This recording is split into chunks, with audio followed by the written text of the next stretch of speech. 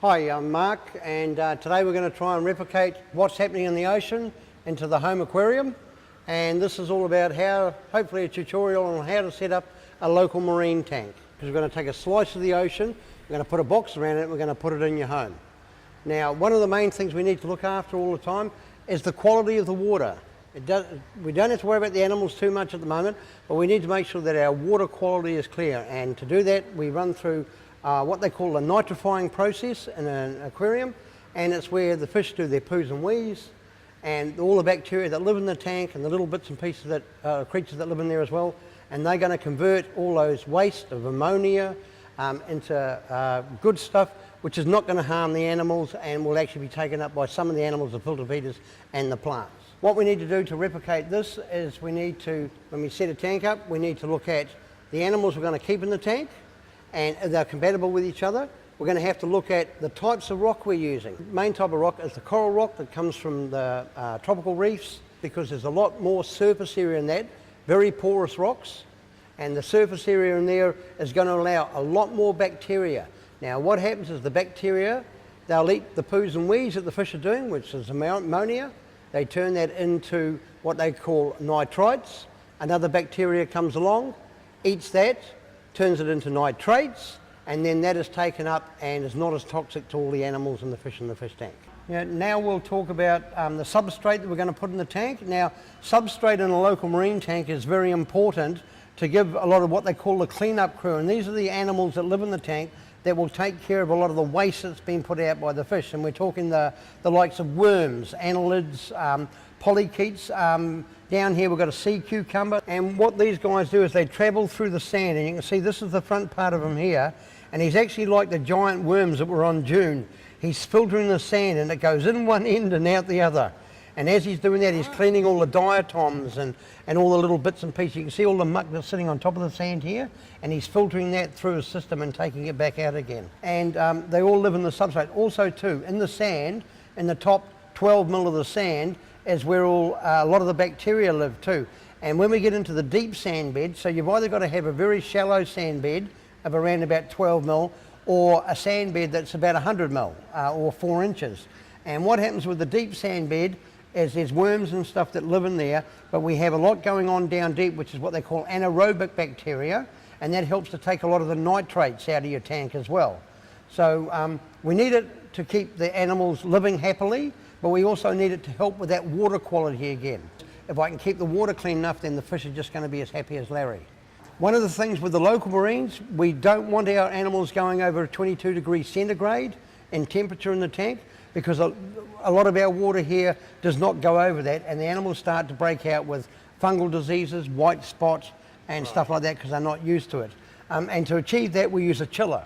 And a chiller is very important. Now, a lot of people think they can go down to a rock pool and pick out the animals out of the rock pool, because some of those animals can take very high temperatures. But always remember that that rock pool is getting flushed with fresh water twice a day, and it's only hot during the daytime, it's not hot over night time. So if you want to sustain life on a permanent basis, you have to provide a stable environment. And we're talking stable water quality, which means that there's no muck and toxins in the water, and we're looking at stable temperature as well. Our little coloured friend over here on the purple sponge is what they call a clown nudibranch. And the nudibranch means naked gill, and if you have a look at the rear end of him, which is on the right hand side, that's that little purple tuft there, that's the gill, and that's how he breathes. And the front end here, the two little purple spines on him, that's his feelers or antennae. And on the front is the mouth part. When you're taking these out of the wild, you always got to remember you've got to be able to supply the food for them. And some of these nudibranch only eat a certain type of sponge, or hydrozoan or bryozoan. So you need to be able to supply the food all the time, otherwise the animal is just going to end up dying on you. It's one of the things when you're picking up animals out of rock pools, it's better to go and do the research first and find out what the animal requires to live, rather than just pick it up, take it home, and then find out you can't get back to the beach for 3 or 4 weeks and your animal's died on you. One of the things to be very aware of all the time is, are fish compatible with each other in a tank? Because in the ocean, basically it runs down to, with fish, if it'll fit in my mouth, I'm going to eat it. And what we need to do here is be compatible. Now this is a Seahorse tank, And that's why in here we have seahorses, we have pipefish, all members of the same family. We have some sponges, we have the nudibranch, we have some pluribranchs as well, and chitons and invertebrates. So nothing in here is in a really aggressive fish that will attack the seahorses and eat them. And so, whereas in the other tank we'll show you later on, over there we have all what we call the bad boys tank, where it's a dog eat dog or fish eat fish world. And it's a faster current. A lot faster current, a lot more movement in that tank. This has a good current in it, which has been achieved by the power head up here. But we're getting a flow that runs through the tank and it circulates back, and we take the water back out of the tank through the overflow pipe here, and then it comes down into the sump down the bottom. At this one at the moment we're running 6,000 litres per hour through the sump. In here we're trying to circulate the contents of the tank around about, hopefully about up to 10 times the volume of the tank going through the sump per hour, and which allows our skimmer, which is another vital piece of equipment, to take all the proteins and all the bits and pieces. And also too, your flow is producing oxygen into the water. Air stones don't actually put oxygen in the water. What they do is they cause a flow at the surface of the water up here.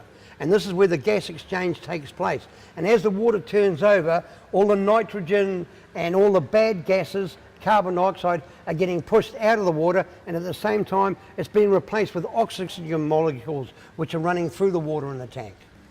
When you set up a tank with the seahorses, you want a tank that doesn't have a huge current in it, because they're not a strong swimmer, but you can actually have quite a bit of current there, because it's quite amazing how much current they can stand. And they will hang on to, in the run of the tide, they'll hang on to substrate and weed and stuff on the bottoms to anchor themselves. They don't look like a fish, but they actually are a fish. They have the fin on the back, and they've got little fins on the side of their heads that they use to steer themselves and propel themselves through the water. But these guys have settled down to tank life very quickly, and they're out all the time. And they're actually become happy to have humans around, because they know that the humans are supplying the food to them. This tank here is a 800 litre tank, and it's got a 150 litre sump underneath it, so the whole system here is 950 litres. This one actually runs at around about 16 degrees. I find the 16 degree temperature is probably where the animals function the best.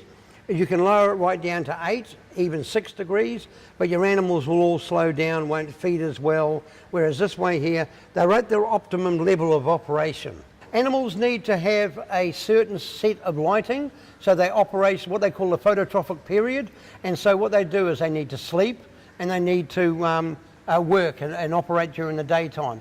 So we need to keep a standard set of lighting, and I usually run around about 10 to 12 hours a day to sort of approximate what the average might be out there.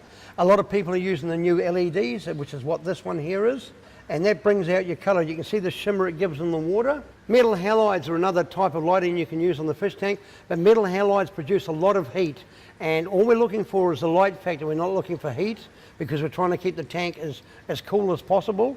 And so what we'll do is we can run to the metal halides, or what they call nowadays is T5HO, which is little tiny fluorescent tubes, and they're actually more efficient than the old style big fat fluorescent tubes, because they give a lot better wavelength of light and a lot more penetration in the tank. If you're wanting to grow the weeds, like this bit of searumu that's laying in here at the moment, that needs to have the blue wavelength of light and basically a bright daylight look to it to allow that plant to photosynthesize. Whereas the red plants, which are down the other end of the tank, they don't need as much lighting, because they're used to being in deeper water, and so they don't need to photosynthesize. We've showed you now what a low flow, single community type of fish. They're all compatible in this tank. They're a good way to start, really beautiful, really interesting for the kids because of the way that they breed, and if you're lucky that they're happy in the tank, they will breed for you. We'll now step on, I suppose, and we'll go and do the bad boys and show you what a different type of tank looks like, and maybe an easier tank to look after than what the Seahorse tank is.